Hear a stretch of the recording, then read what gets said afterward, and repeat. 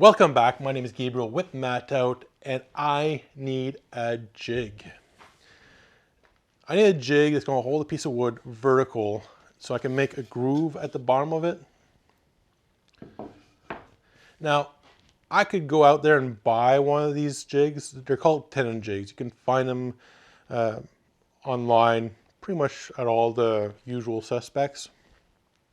But I think it'll be a lot more fun to just build a custom jig for myself on my table saw. So I'm going to take you on a journey with me. So let's go.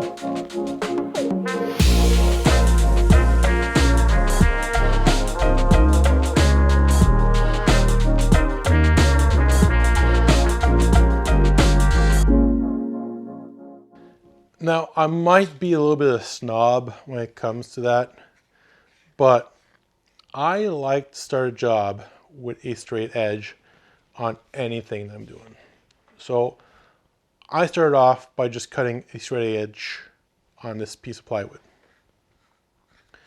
Then I ended up doing, I don't know, 4 strips. Took about 2 feet of it, maybe, not even. So I ended up doing these strips. Now, the size of the strips are going to depend on, my table saw. So I didn't make any plans for this. I don't have any plans to make plans. This is just something that I knew was going to be custom for my things. And if you want to build one for yourself, I will tell you exactly how to build it. All right. So these strips, size-wise, the face of it, I thought 10 inches would be good enough for what I needed to do. So it's 10 inches wide. The full length of the 4 feet of the plywood, by the way, I didn't change that at all. It goes 4 feet. I like longer jigs for this purpose. So this jig is going to ride on top of my fence. So the most important part of this whole build is a piece of plywood that's going to be on top of the fence. It needs to be the same size as the fence itself. So I took my time and I got it right. The second piece I cut, right, was the back edge. This one is not super important. You don't need to be super accurate with it. All you need to remember is they cannot go over your top piece. It's got to be either flush or just under. For me, I think I got like a 16th, not really, maybe a 3/2 underneath that lip. So that's good enough for what I'm doing over here. I mean, it's a shop jig. You're not going to see that 32nd of an inch from the highway.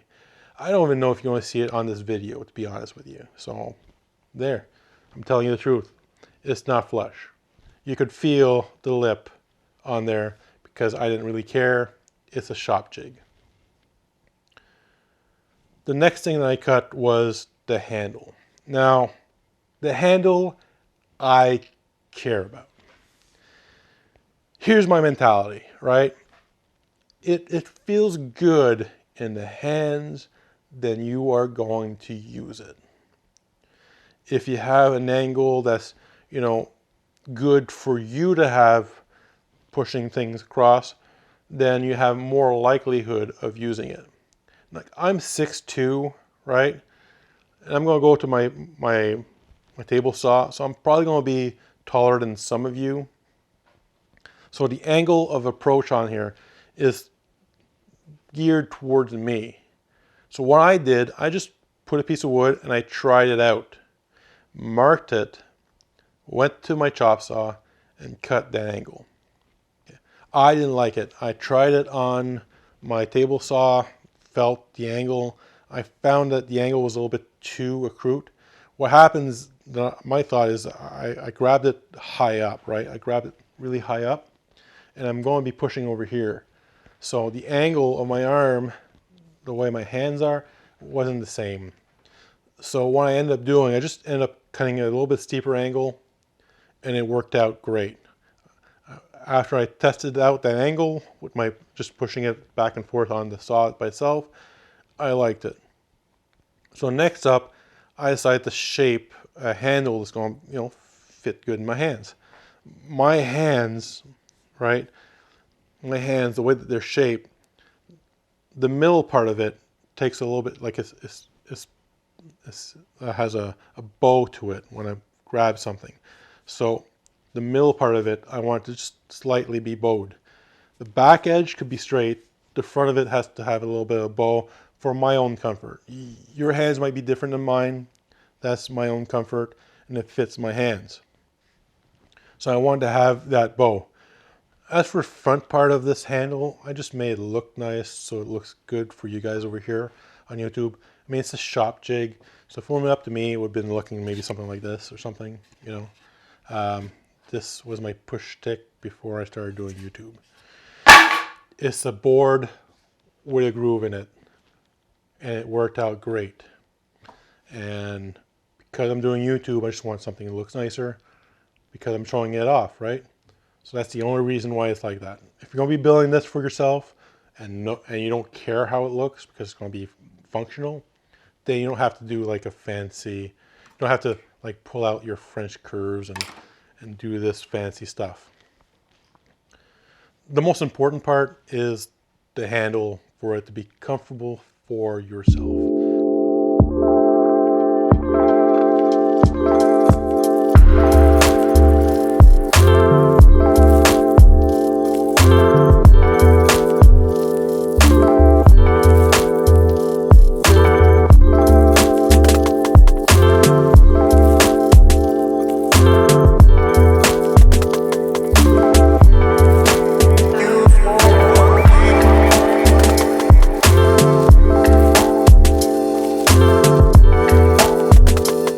So what I used to shape this handle was just a piece of wood with some sandpaper on it. It's basically just double-sided taped onto like a piece of scrap wood over here. I guess I could have used a rasp. I didn't because I thought maybe it was going to be a little bit too aggressive and it might chip the plywood and then I'll end up with like splinters and whatever, which I don't want. I want the handle to be comfortable. So I just shaped it with sandpaper.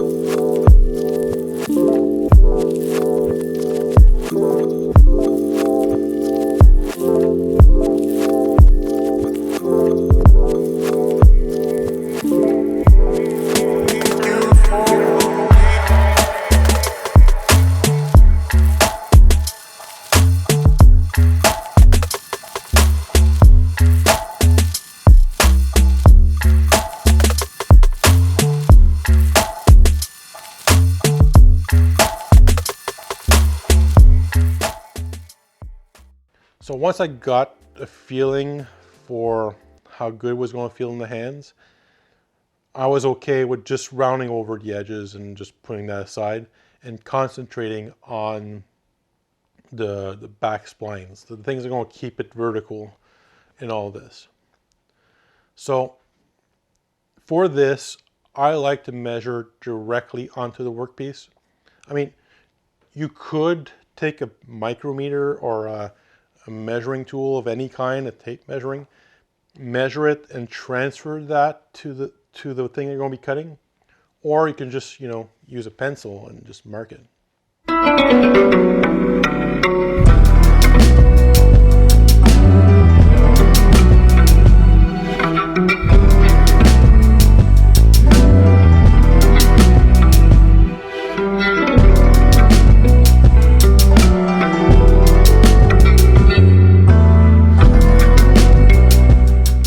So onto the bandsaw. Now when I'm cutting this, I want this line to be nice and straight, so I'm going to set up my fence. You want to cut this so you can still barely see the line. The line on the pencil is always going to be on the outside of the cut you're going to want, so you want to see the line a little bit when you're cutting this. Right? So that's basically what I did there. After I cut it, I just wanted to get like a aesthetically pleasing form out of it. nothing super sharp or simple. Again, this is just for video. If I wouldn't be videotaping this, chances are I would just round over the edges a little bit so I don't hit anything sharp and scrape myself. But this is a video, so I made it look sort of nice, I guess.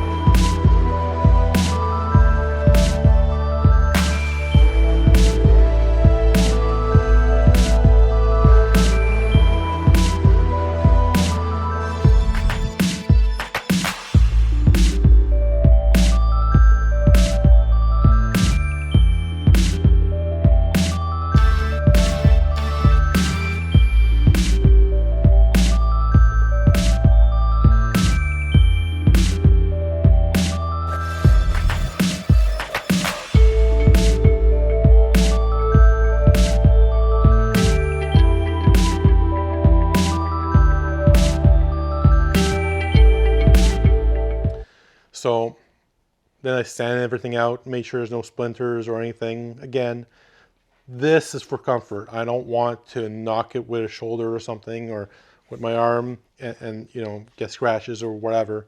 So I try and get all the splinters off. The parts that I'm not going to be gluing especially.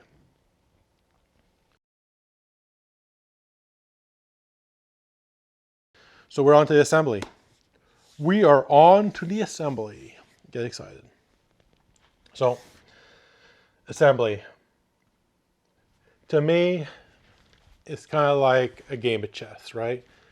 You want to prepare 2 or 3 or 4 steps ahead to be able to win the whole assembly game. In this thing, the pitfall for this particular project is the actual backrest. So you got to understand, or the back supports.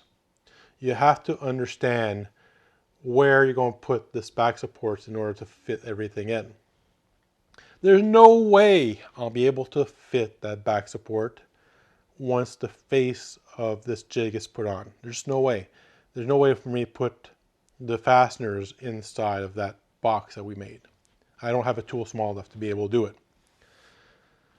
So the first thing I did was assemble the top and the back. I used some glue and these finishing nails. These nails over here are made by Grex. They have plenty of holding power, so I'm not concerned that the glue is going to set with these pieces of wood connected with each other. I'm confident that it's going to happen. The next thing I put on was, the back supports. I put about 1 foot from either end. It looked right, it felt right, so that's where it's going to be.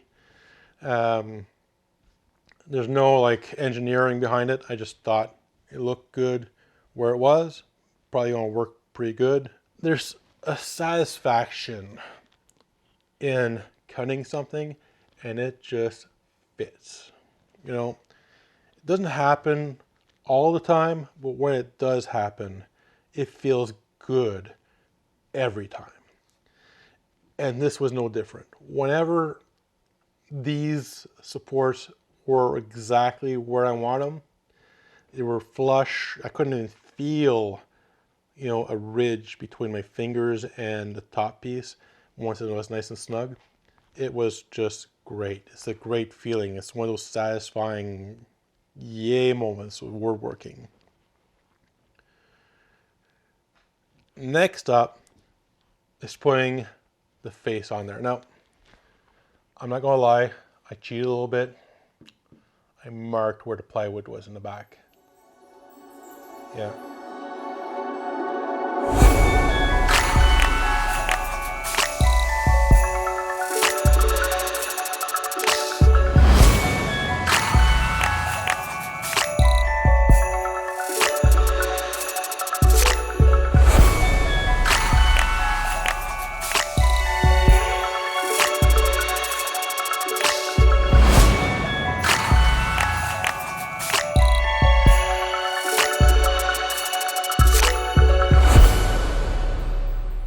One thing I didn't do was mark the vertical supports, but I nailed those right where it needed to be.